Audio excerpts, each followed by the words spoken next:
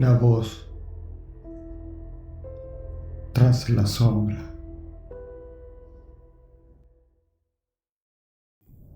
Si estás viendo esto, no pauses el video, porque yo también hice eso. Y fue cuando comenzó todo. Encontré la cinta un martes por la noche. No sé quién la dejó. No sé cómo llegó a mis manos. Estaba sobre la mesa del comedor cuando llegué del trabajo, envuelta en una bolsa negra, sin nombre, sin dirección, solo una etiqueta. No au pair. 2 palabras, una advertencia o una invitación. Debería haberla tirado, pero no lo hice. La puse en el reproductor. Ese fue mi primer error. La imagen tardó en aparecer, estática, y después un edificio.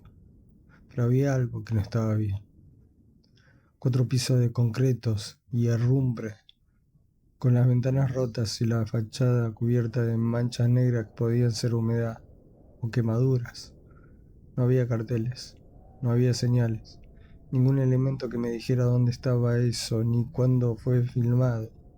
Solo el edificio, captado desde la vereda de enfrente, con esa calidad granulada y deslavada de las grabaciones de los 90. Por un momento tuve la sensación de que la cámara no solo grababa, sino que esperaba, como si necesitara que alguien la estuviera viendo.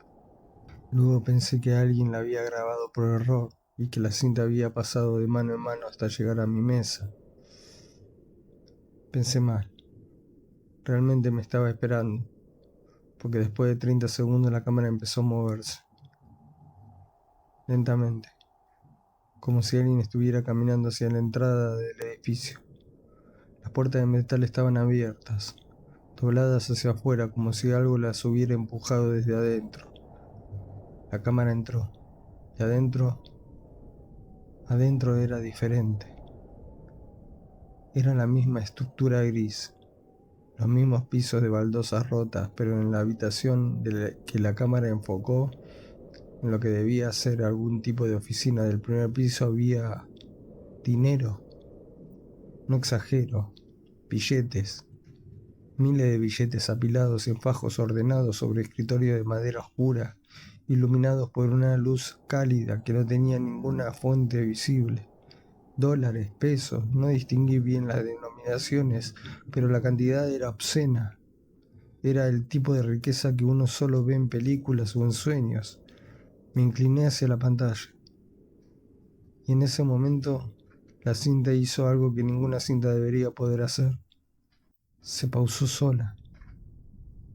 No presioné ningún botón, el control remoto estaba lejos de mí, pero la imagen se congeló, con el dinero perfectamente enfocado, como si quisiera que yo lo memorizara.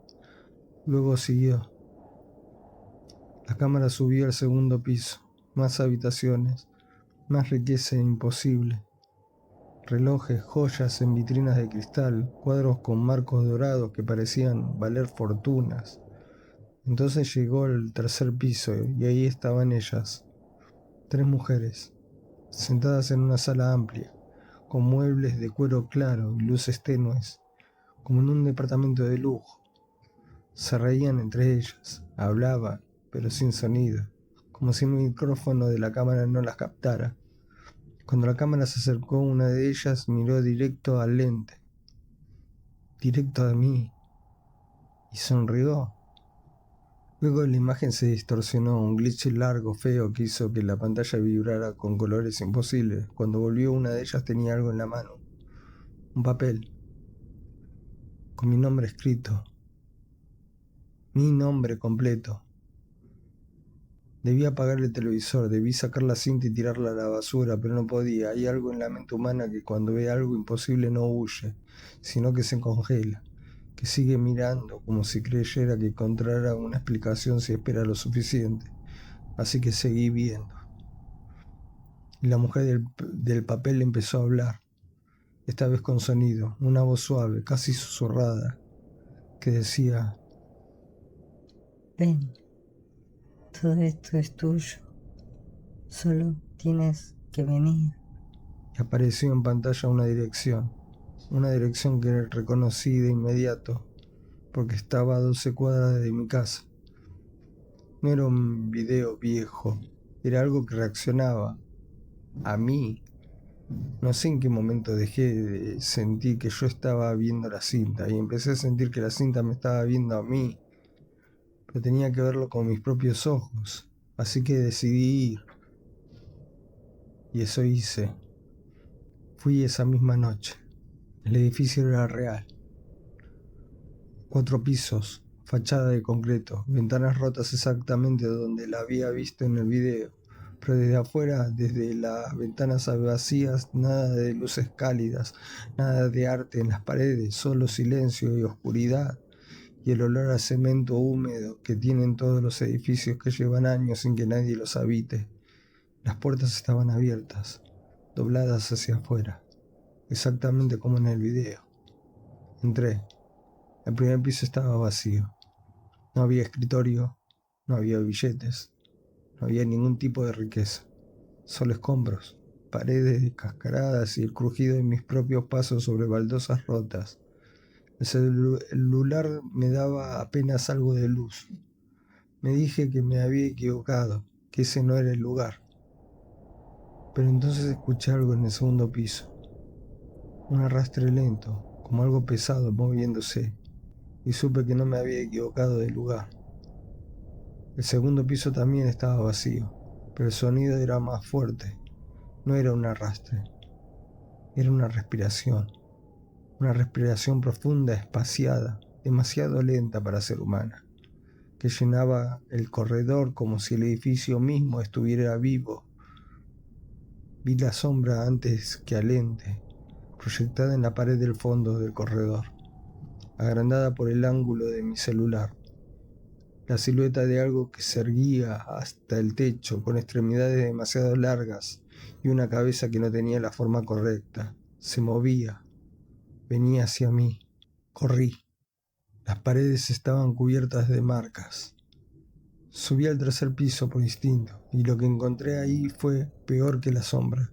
Las paredes estaban cubiertas de marcas, no graffiti, no pintadas, marcas trazadas con algo que no quiero identificar, en patrones repetitivos y circulares, como si alguien hubiera estado encerrado durante semanas trazando el mismo símbolo una y otra vez.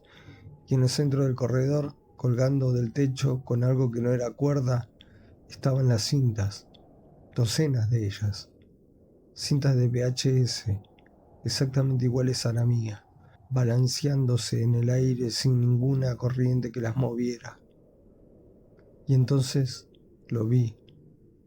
El ente apareció en la escalera que llevaba al cuarto piso. No sé cómo describirlo con precisión.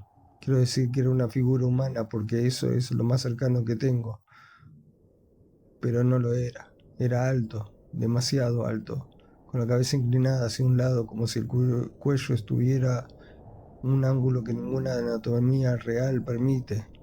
Su piel, si se podía llamar así, era de un gris que brillaba levemente en la oscuridad. Sus ojos no eran ojos, eran 2 puntos de luz blanca, fría, sin pupilas, sin expresión. Y me miró. Yo sentí algo que nunca antes había sentido. El deseo absoluto, irracional, compulsivo de quedarme. No quería huir, quería acercarme a él. Fue entender eso lo que me salvó. Esa atracción no era mía, era suya. Era el ente empujando algo dentro de mi cabeza. La misma lógica de la cinta, pero directa, sin pantalla de por medio. Me estaba llamando igual que el video me había llamado, ofreciéndome algo que no existía, y eso entenderlo fue como romper algo. Grité. No sé si fue de miedo, de rabia o de los dos al mismo tiempo. Grité y rompí de un manotazo una de las cintas colgantes, y cuando el plástico se partió y la cinta magnética se desenrolló en el suelo, el ente retrocedió. Solo un paso, pero retrocedió.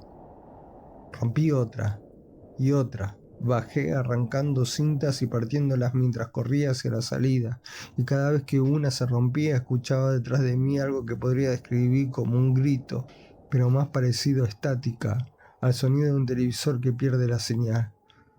Salí corriendo a la calle y no miré atrás, aunque algo dentro de mí todavía quería.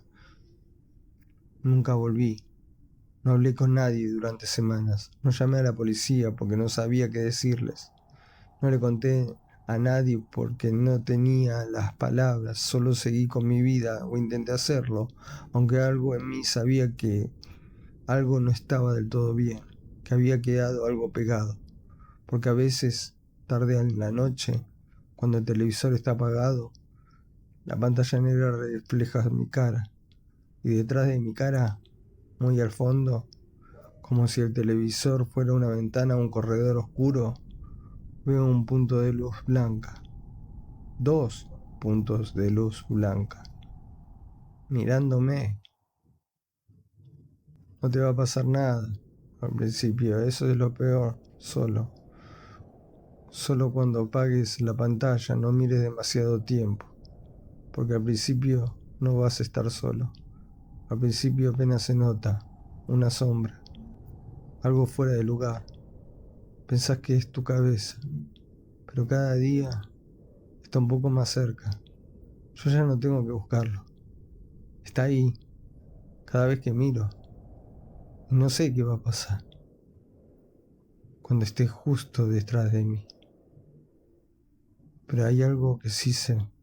Cuando llegue, tú tampoco tendrás tiempo para entenderlo. Si es que todavía estás mirando.